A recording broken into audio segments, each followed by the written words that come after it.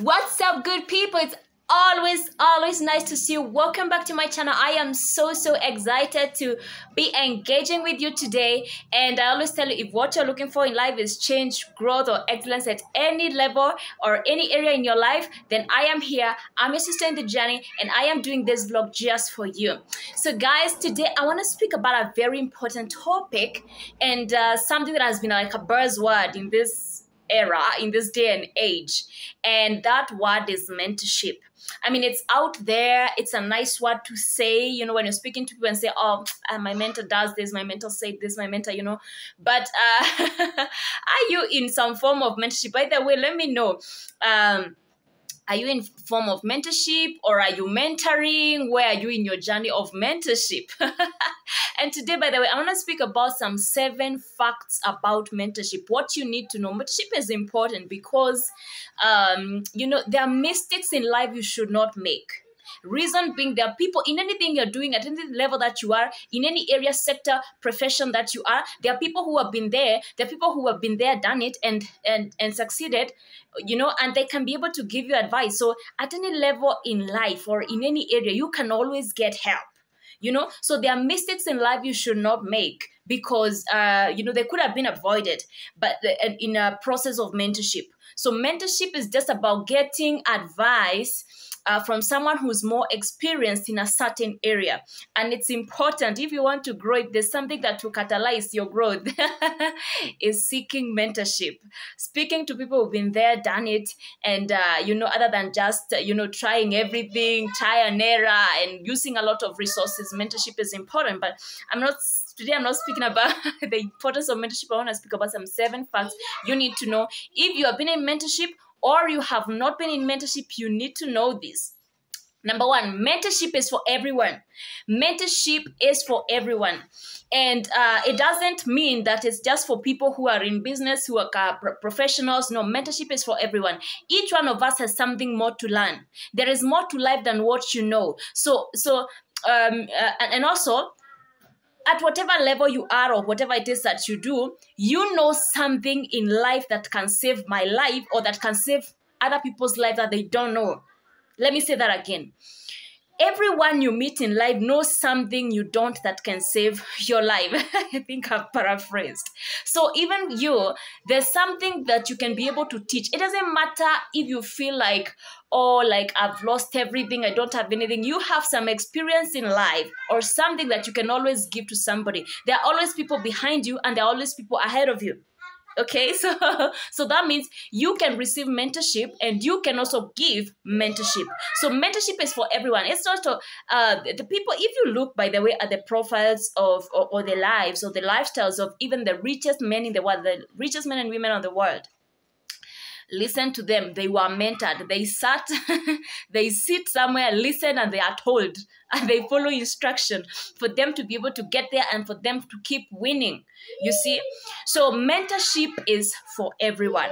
So, you know, I know, because I know there are some people, you have never had a mentor, you've never interacted, you're still looking for a mentor. How do I find a mentor? By the way, I'll do another video of how to find a mentor, how to get a mentor. I'll do another one, but this one is for the facts. Mentorship is for everyone. You deserve mentorship. You also deserve to give. You also deserve to mentor.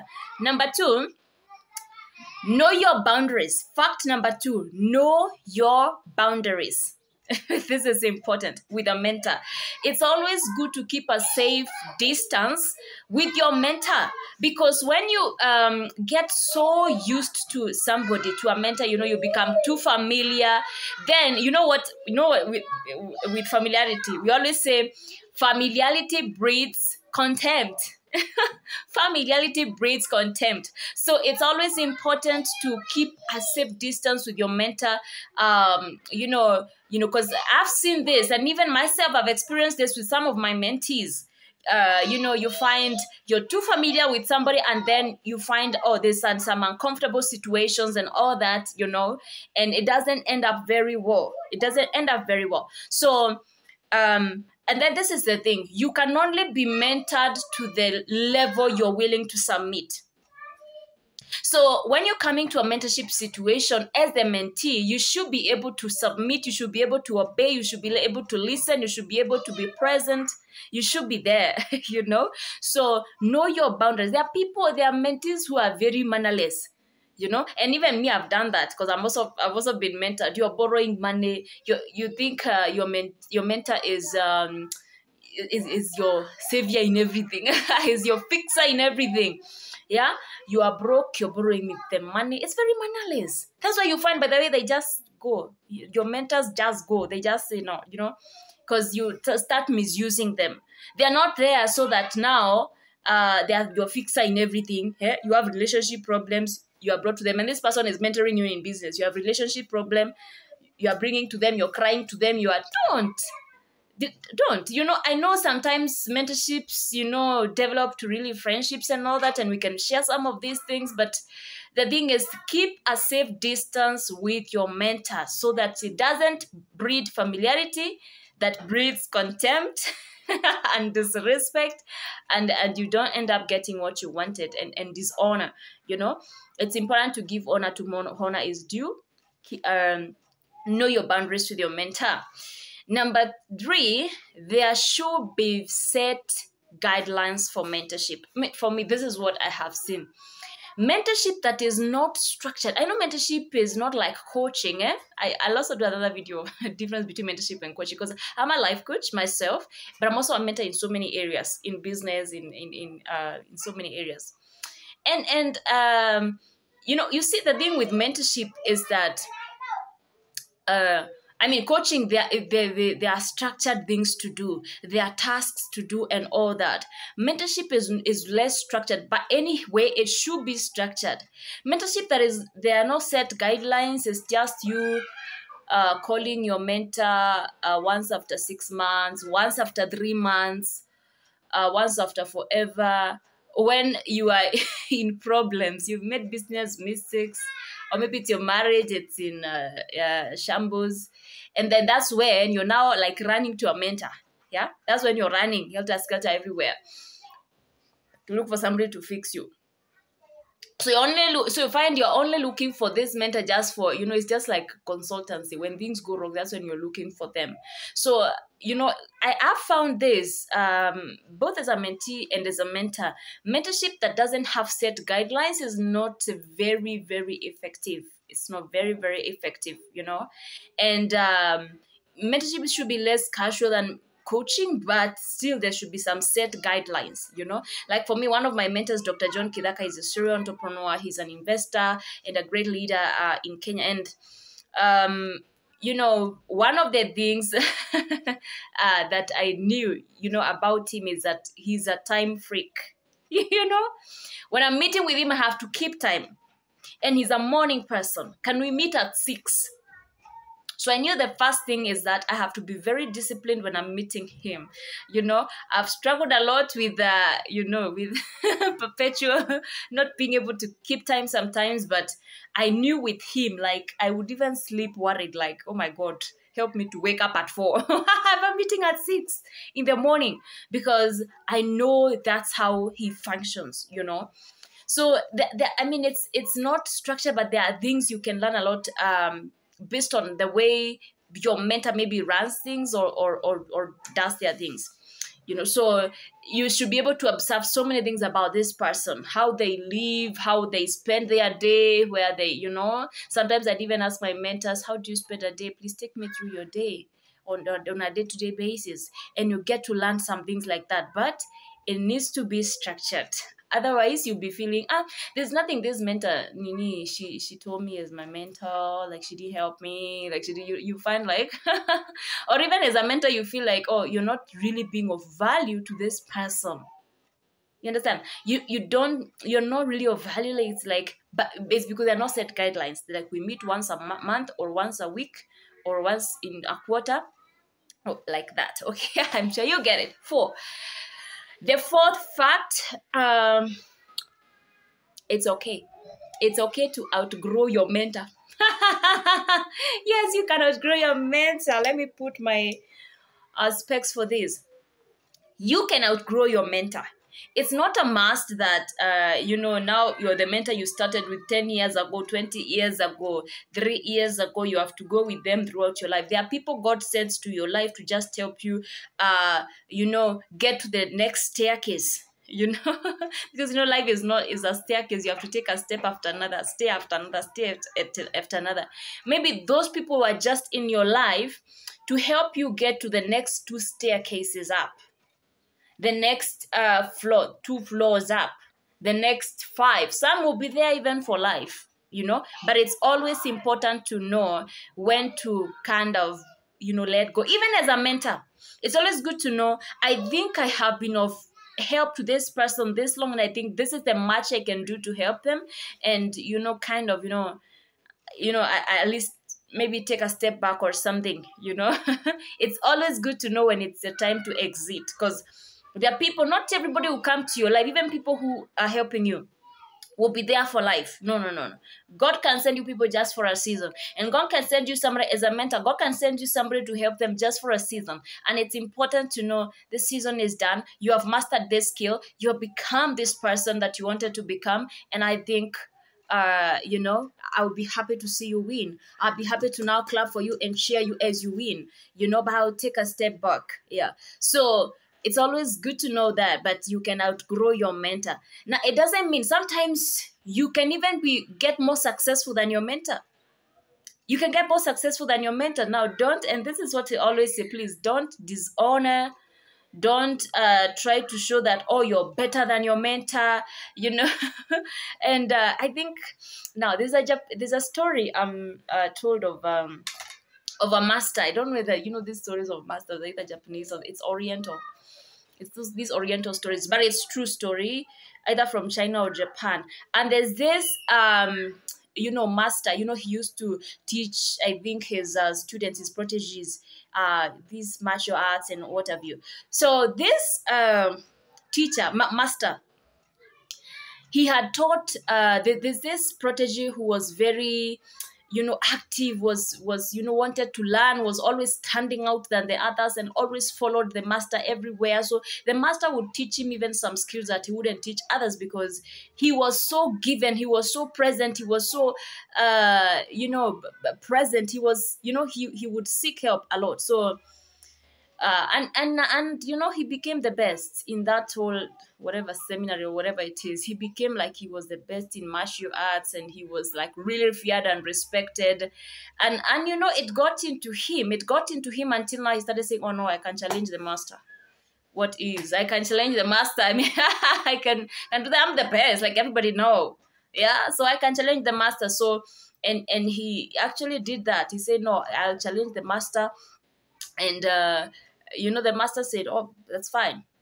So when they got to the ring, the master used a trick on him. I think he hadn't taught him this trick. The first blow, the protege was down and didn't wake up for hours. So I'm just saying, we always say never outdo the master, don't outdo, and don't dishonor just because you feel now you've gotten more successful than the person who mentored you. Don't, just honor them, give honor to whom honor is due. The way we treat our teachers when we meet them. Our teachers, when we were in primary school or high school, we meet them, buy them like tea, but appreciate them because at some point in life they helped you cross a bridge. They help you get to the next level. They help you get some breakthrough in life. Okay, and then number 5, fact number 5, a mentor should be specific to a goal. Let me paraphrase this. It's not a must that a mentor, mentor should mentor in every area. And even as a mentor, please avoid doing this, that you can mentor any area. Somebody came to you for career growth and professional growth because you are in the same line. Possibly you are all doctors, or you are all surgeons, or you are all engineers, or you are all different things, accountants. Restrain from also wanting to mentor in marriage. If that's not your area, don't. Just stick to your line, And this is the same thing even with the mentee. Don't imagine that one mentor will give you everything. There are those that are well-rounded. I have met them. I have one or two of my mentors who are very well-rounded, whether it's in relationships and marriage, whether it's in finances, whether it's in business, whether it's in, because, you know, they have built excellence in all of these areas, whether it's spiritual, wellness, all of these areas, the physical fitness, they have built all of these. I know people like that, but, you know, it's not a must that you must mentor in every area of your mentee's life, or your mentor should mentor you in every area. No, just know the area that I want. This is the area. If you found another area that they can help you, then you can pursue that. But don't imagine going them, you know, anything you're going through in life, you're telling them everything, you're telling everything. Sometimes it becomes disrespectful, or just stick to whatever it is that attracted to them in the first place. And then number 6, mentorship is not a one-way street. It's not just about, oh, you know, he's the mentor or she the mentor, so she knows everything, and for me, I'm just be quiet, you know?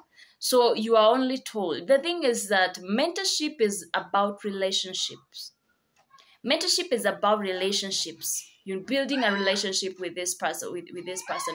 So it's two-way. A relationship is give, take, give, take. You tell me, I tell you. You tell me, I listen to you, you listen to me, like that. So you should be able to explain yourself, express yourself well, and you should be listened. You should have somebody who can listen. You know, you should have somebody who can listen. You need that. Otherwise, if somebody or your mentor cannot listen to you, or you can't listen to your mentor because you know so much, because you want to show that you know. I've seen that, you know, you're mentoring somebody, and then they want to show that they know, they've done a lot, so they're the ones talking all the time. And for me, what I do, I just let them talk and then go, you know. So you just want to talk. Maybe you just want someone to listen, and I'm just going to do that. When you give me a chance to talk, I will talk, you know. So it's good. It's good you go, speak whichever challenge you have or whatever advice that you need, but also, it should be a two-way street, not just one way, not just one way. And we need to be sensitive about that, yeah. And then number 7, and this is huge. Seek to be of value to your mentor. This is mostly for mentees. There should be value from the mentee too. There should be value or resourceful, or let me say, they seek to be resourceful as a mentee as well, because your mentor is pouring them onto you. I mean, they're pouring themselves to you. They have your best interest at heart if they've agreed to be your mentor. And then this is what I've also found out. Anyone who's successful wants to mentor. If you find somebody who's successful and they don't want to mentor, or they don't like, they're not successful. They're not. Anyone who's successful, they want to help, they want to mentor, they want to see other people succeed. They want to create success in others.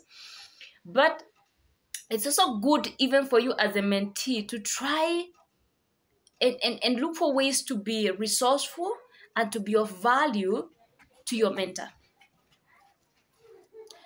And I'm not saying you start forcing things, but try to look at their business, if they're in business or something they can do. And try and be of value. Try and be resourceful as well as you can. Don't force things. And if you can't see any way you can assist, it's okay. It's still fine. But it is always good, and this is what mentors like. Mentors love this. I've seen this. Always finding something you can do to assist, something you can do to be of value, something you can do to, you find the mentors become more interested. They see the passion. They can see your passion. They can see your energy. They can see your interest. They can see your love. They can see your zeal, and you get more help from them in whichever area you need help in. So it's always important for you to, and by the way, also seek to appreciate. There should also be a level of appreciation from the mentee. Always seek to appreciate. If you can you go somewhere, find something nice you can buy for them, for your mentor, and take to them something nice, just even if it's small, even whatever it is. If you cannot do it, it's still fine, but it's always a good gesture to appreciate. When somebody helps you, just always appreciate. Try as much as you can And also appreciate, because this person, they are expending their lives to you. They use their time and their advice, and you're not paying them. I know there are mentorship that you pay for this, and it's fine, but in a case where somebody is just helping you, just out of a good heart, they're helping you, always seek to appreciate in whichever way that you can. It doesn't have to be money. By the way, don't make it about money. Don't appreciate with money. Just a gift, an item, something nice, just to make them feel good. As you continue to meet them, you continue to know what they like, so you can find out their likes, their preferences, and then you can be able to do something to them to just appreciate, just when you can. So those are our 7 facts about mentorship today. Please let me know some things you have noted about mentorship or in your journey of mentorship. Let me know if you're in mentorship or not. I am a life coach. I'm a corporate speaker and trainer as well as a mentor. And please subscribe to my channel if you haven't. Comment, like, share. Let me know. Thank you so much. Let's continue sharing. See you in my next video.